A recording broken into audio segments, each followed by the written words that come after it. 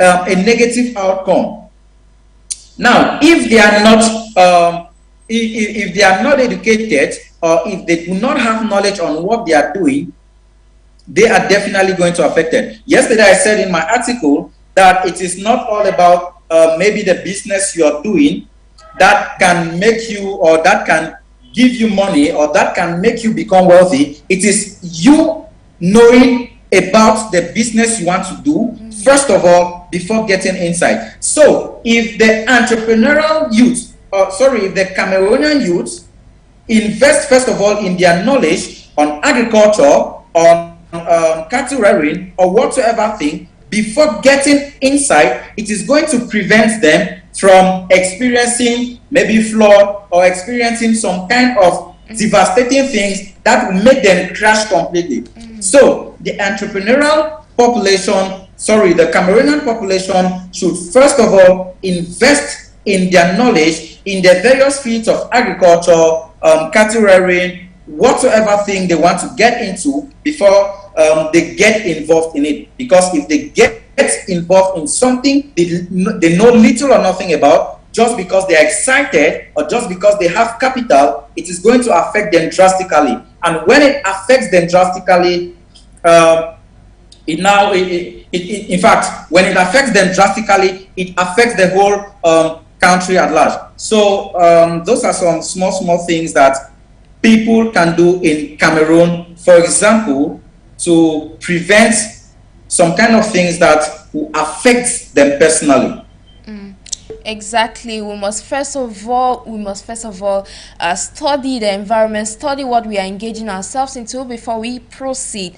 Of course, we're going to take this except, of course, it's in line with the impact of climate change on the development of the African continent. And Dr. Richard Munang, who is the Deputy Director of the United Nations Environment Program, was speaking during a meeting, and this is what he had to say. Yeah, thank you very much, Madam Moderator. All protocols observed. An African proverb tells us that if you close your eyes to facts, you will learn through accidents.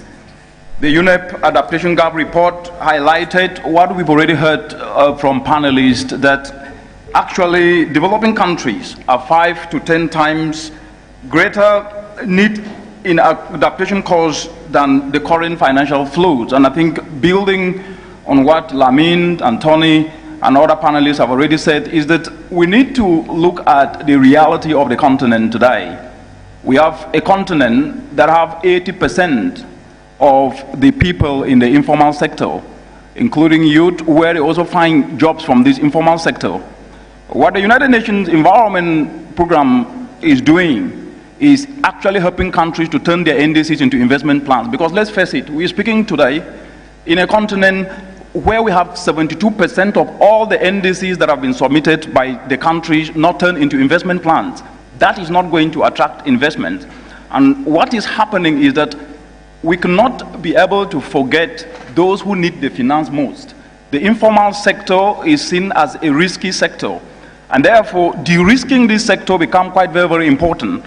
And using the public limited resources to be able to develop de-risking tools to incentivize, especially cooperatives, because each and every one of us who grew up in the African continent, we are either used to what is called Njangis in Central African region or Chamas in East Africa, and it has different names across the entire African continent. What if we leverage these cooperatives? And that's what we're doing, working through this, engaging youth, but also ensuring that investments are actually in what we call Africa's catalytic sectors.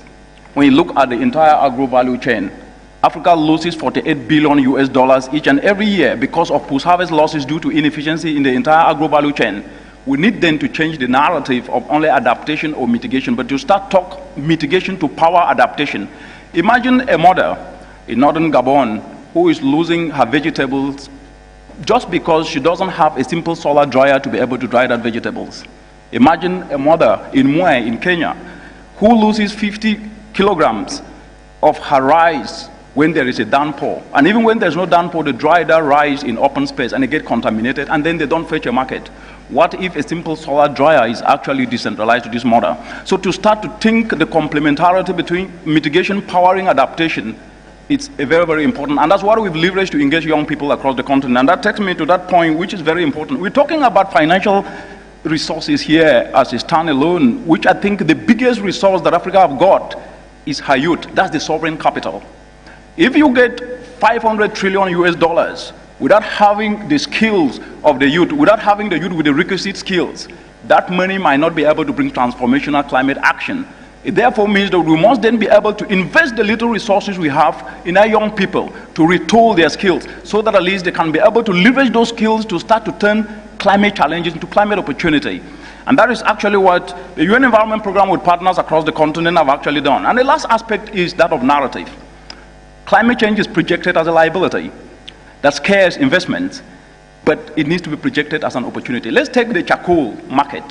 We're talking in a continent today where over 80% of the entire continent uses charcoal for cooking. This is not only causing indoor pollution, but it's also costing lives. 700,000 lives in the continent as a result of indoor pollution. But the charcoal market is worth 20 billion US dollars. What if we incentivize our young people to start retooling their skills to turn simple agricultural waste into fuel briquettes that have been proven to be 2 to 3 times more effective than charcoal? We tap into the market of 20 billion, we will save lives. And that's quite very, very important. And just to end with this African proverb, which says that when you carry your own water, you will know what every drop means. Only those who feel the pinch of climate change can be able to tell the story. And that story is that of livelihood, because Africa's vulnerability is because of a low socioeconomic base. Thank you.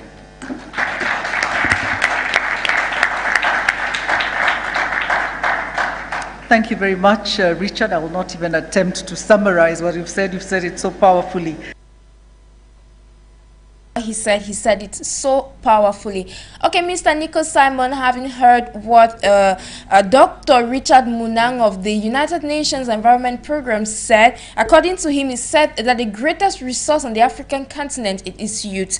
And of course, governments should invest in their youth in order to adverse the impact of climate change, from changing it to a climate challenge to climate opportunity. What's your point of view regarding this? Wow. First of all, I was very impressed listening to Dr. Munang. It was really, really impressive. Now, if you listen to what he said about skills, it actually a little bit aligns to what I was talking about, knowledge or information. All right, because you having skills means you have knowledge about something. So one of the best things that African leaders can do, or the youth can do, is to invest in skills. I always say that we are into the age where we are not concerned about people's certificate. What we are concerned about is your skills, your technical know-how. And if the African youth can actually invest in their skills in the agricultural sector, if they can see the climate change or the climate problem or as an opportunity, they are instead going to succeed, or they are going to make so much money. I usually tell people that it is the entrepreneurial person grows more when he is in a period of crisis. He grows more when he sees a problem, and the entrepreneur is a problem solver. So if the African youth can see this problem of climate challenge as an opportunity, that is when we are going to change the narrative. If we can see the climate change not as a problem, not as a means of giving excuses, but if we can see it as an opportunity to invest in it and bring out possible solutions, we are going to make money. I was impressed when he spoke about the charcoal market. Now, I want to take another scenario or another example of what we call stove. The stove that we usually use. Now, the local one that uses firewood, not the one that uses petrol. Now, when we look at the stove is more economical compared to the old method of cooking, which we usually call in our local parlance Three-side his fireside. cornerstone. Pardon? Yeah, three-side fireside or three-stone fireside, so to say. Yes, so it's something like that. Now, when you look at these two methods of cooking, the three-side fireside or three-side firestone or whatever, this one is not really fast in cooking. It is not really fast in cooking. That means it is time consuming. Why? Because the three-side fireside does not have a system of conserving heat. It does not have a system of keeping heat to itself, to the pot or to what you are cooking. So in the long run, it sends out heat, or heat is being wasted to the environment, and it takes a longer time to prepare a certain meal that you are preparing. Now, if I go to the level of the stove, the locally made stove that also uses firewood. Now, when you put in the firewood on your cooking, whatever thing you're cooking, heat is not being wasted to the environment because it is being gathered, right? It is being gathered. So all the heat is it goes to the pot, and the time in which you were supposed to cook maybe a food that normally takes 1 hour with the three-side firestone, but with the stove is going to take, let's say, 20 to 25 minutes. Why? Because the stove actually conserves heat. Now, if the African youth or if the African entrepreneurs can actually see this as an opportunity to educate, first of all, the population on the advantages of using this stove, they can actually, it can already be a method or a means or a business for so many youth out there. It can be a means or a way in which the youth out there can use the climate, the climate challenge or the climate problem as an opportunity. Why is this? If I relate it now to the climate change or whatever, how is it affecting the climate change? Now, when you're using, for example, the three-side firestone, and the firewood you were supposed to use maybe for 1 month to prepare your meals at home, if you use the stove, that same quantity of firewood, instead of making 1 month, is going to last you for about 5 months. It's going to last you for about 6 months. Now, that means there is a decreased level of deforestation, because firewood means when you get firewood to cook, that means deforestation takes place. So if we use the stove, it means there is, in the long run, there's going to be a decreased level of deforestation. That is, deforestation is going to decrease, and in the long run, it's not going to affect the climate as though we were still continuing, we were still using the old method of cooking, which is the three-side firestone. So if the entrepreneurial, if the Cameroon population or if the African population or the entrepreneurs out there can see this as an opportunity to invest in, trust me, it is going to be a source of income to so many youths out there. It is going to be a source of income to so many jobless people out there who left the university and did not have any job or whatsoever thing. So what he said is really, really an amazing aspect which we need to look up to. We need to really invest in that sector. We need to invest in our skills. We need to grow our knowledge. We need to grow our knowledge, invest, that is, personally develop ourselves and see this aspect of climate change as climate opportunity. They should see the problem not as a problem, but they should see it as an opportunity for them to grow and get to the next level. Yeah, you actually said that, and of course we just want to recall what Dr. Adesina of the African Development Bank said some time ago, that Africans should take this as an opportunity. Even Ivorian President Alassane Ouattara emphasized, reiterated on this, that Africans should seize this as an opportunity and of course not a challenge. Before we proceed, sir, please, I would like to ask you to please rotate your camera because it seems not very pleasant. Okay, so the next question I would like to ask is, we are cognizant of the fact that climate change threatens lives and livelihoods of over 100 million people in extreme poverty on the African continent. Now, as an entrepreneur, as an economist, what do you think is the way out? Come again, please.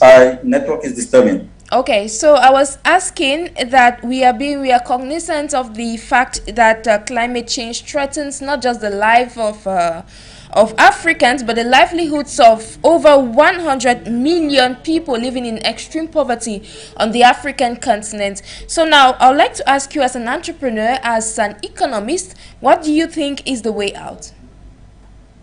All right. Now, the climate change, which actually affects the livelihood of millions of Africans out there, millions of vulnerable persons who are living in villages and many more, is really affecting them badly.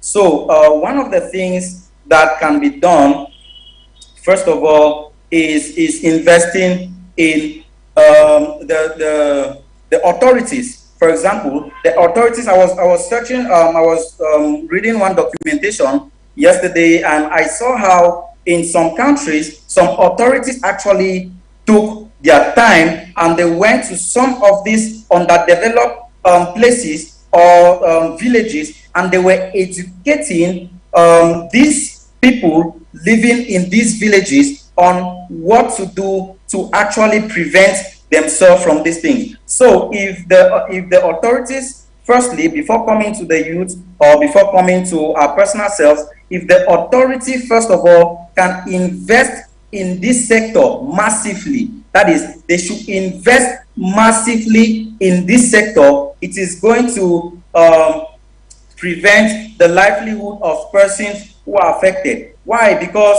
when there is an increased level of drought, for example, when there is an increased level of drought which affects the agricultural sector, it affects even those who are into poultry or whatsoever thing, it affects their living standard. Why? Because food becomes so expensive. Everything becomes expensive in the market. So it affects them to a level where they are not able to live, or they are not able to meet up with their living standard. So the authorities should really take this problem very seriously, invest in the knowledge of the population. The international community should invest in the knowledge of the population to prevent that the vulnerable people, or those who are not actually in the rich cities or the wealthy places, they should not really be affected negatively. So that is just one of the things that the international community can do, our authorities can do, investing in the population or in the vulnerable people, so that they cannot really be affected, because this problem does not really affect those who are up there or those who are wealthy like it is affecting the vulnerable people. So we need to first of all consider them, educate them, show them what to do, because these are the people who are in the agricultural sector. Majority of them, they are the ones producing the cash crops. They are the ones producing the food that even the people who are up there or the authorities are eating. So if they are affected, it is going to affect even the food security, is going to affect the water security, is going to affect a lot of persons. And when this happens, even the rate of malaria, the rate of diseases is going to increase in the population. So a lot of things have to be taken into consideration in order to prevent this thing. Food security, which is something that's affecting the African continent as we speak. Of course, how can African leaders put in place measures in order for us to adverse this impact of climate change? All right. Now, the African leaders should advocate with the international bodies, with the other more developed countries. They should see how they can merge with them and see how to solve the problem. Because if other countries are already developed, if other countries are seeing, they have actually identified ways they can mitigate this aspect of climate change. That means they know what it takes to actually solve this problem. So the African leaders, or the African leaders, yes, they should merge with these international bodies. They should merge with these international bodies and see how they can solve this problem. Because, for example, those in the European countries, they have actually identified ways they can do, even though they are more industrialized than us. There's a lot of fossil oil that is being burnt and coal that is being burnt and many more, but they have identified ways in which they can do to solve some of these problems. So the African leaders should see how they can do to merge with these international bodies in order to solve this problem. Because on our own, the truth is that on our own, we cannot really solve this. But if we merge, or if we unite, or if we amalgamate with some other international bodies, we, or the African leaders, are going to solve this problem of climate change in the long run. And leaders, they work hand in hand with, of course, the international community, that we shall be able to adverse the impact of climate change. But we just want to say that some time ago there was a meeting held in Rotterdam in Netherlands to talk on climate change. But according to some African leaders, some Western European leaders or Western leaders did not take part in this meeting. How do you think we can move forward when some are not actually showing that climate change is something, or is a global phenomenon, so to say, than just a particular issue? All right. Firstly, if from what you said, if we see that maybe they do not have concerns in working with us in order to solve this issue, like I said, the first thing they should do is invest in sciences.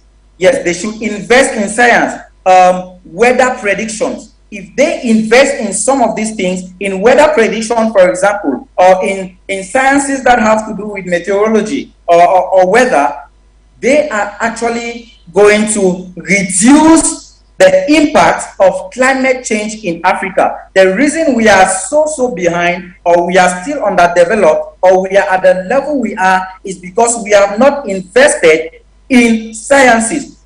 We have not invested in weather predictions.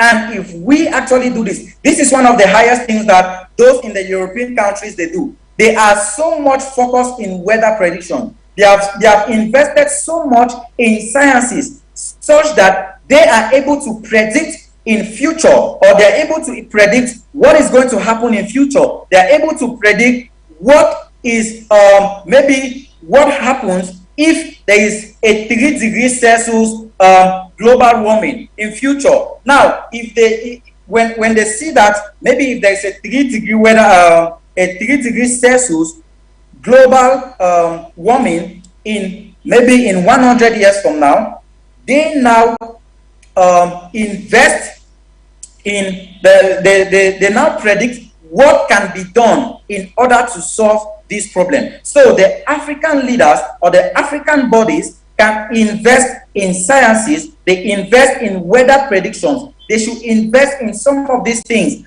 The youth should involve themselves even in these studies in order to solve this future weather climate change. Because trust me, in 50 years from now, at the end of this century or this decade, there is a predictable rise of climate change or global warming to about 3 degrees Celsius. That is, we are living from a level of 1.1 degrees Celsius to a level of 3 degrees Celsius. Now, this sounds small in the ear, but the impact of this 3 degrees Celsius is going to be such that there is going to be long-lasting periods of droughts for years, not just months. There's going to be long-lasting periods of droughts and very few months of rainfall, and which is going to affect the population massively. And it actually shows that our children, or those who are being born now, or those who are going to be born in months from now or years from now, they are going to experience 7 times severe weather conditions than us. Now, how can this be solved? By investing in weather predictions, by investing in sciences, such that we can actually solve some of these future problems while being in the present.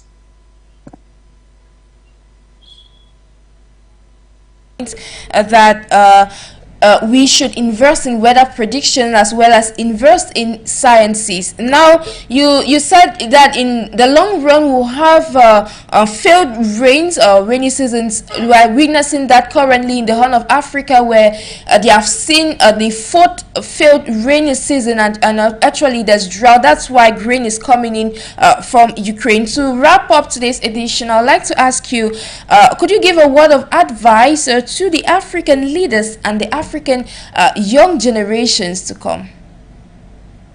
All right, now I want to say this.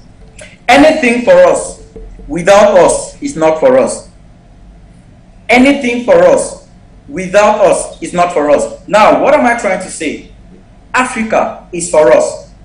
Africa is us. But without us, Africa is not going to be for us. So the African leaders, the African youth, should take this problem of the climate change very, very seriously. If we are interested in the progress or in the growth of our generation, if we are interested in the success of our children to come, then this is the time to take this problem of climate change very, very seriously. Because in the long run, our children are seriously going to suffer so much. And research actually shows that if we get to a level where we have global warming of about 3 degrees Celsius, people are not even going to be able to use planes. People are not going to be able to use private jets, because the level of heat is going to be so intense that the plane is going to crash or the jet is going to crash. So we are seeing the level of the problem which we might have at the end of this century, or at the end of maybe in 21,000, if we do not take actions now. And our inaction now, the effects of our inactions now are going to be inevitable and clear in the long run if we continue acting the way we are acting. So the African leaders should invest in sciences, the African leaders should invest in weather predictions, and the African youth should also get into investing in their skills, investing in their knowledge about agriculture, about climate change, and see it as an opportunity for their social and economic growth, rather than seeing it as a problem for their downfall. So that is in a nutshell what I have to tell the African population. That is in a nutshell what I have to tell the African leaders and the young entrepreneurs out there listening to me right now. That was a very, very powerful conclusion there. Invest in science, invest in weather predictions. Young Africans, invest in your skills as well as the knowledge when it comes to knowing about climate change and development with progress on the African continent. So on that note, I'll say, Mr. Nico Simon, thank you immensely for joining me on today's edition of Voices. Thank you very much. Thank you for this amazing opportunity. And thank you to all those who were listening to us. And we hope that this is going to help the African community to grow to a better version of ourselves. Just to recall that Mr. Nico Simon is an entrepreneur as well as an economist who's based here in Cameroon. Ladies and gentlemen, if you were watching us on 4U Television or listening over 4U Radio, we have come to the end of today's edition of Voices, where we were discussing climate change, the impact it has on the development and progress of the African continent, and seeing how we can bring about solutions to target this global phenomenon. I have been Jakes Nabise for presentation. Stay in company of our programs.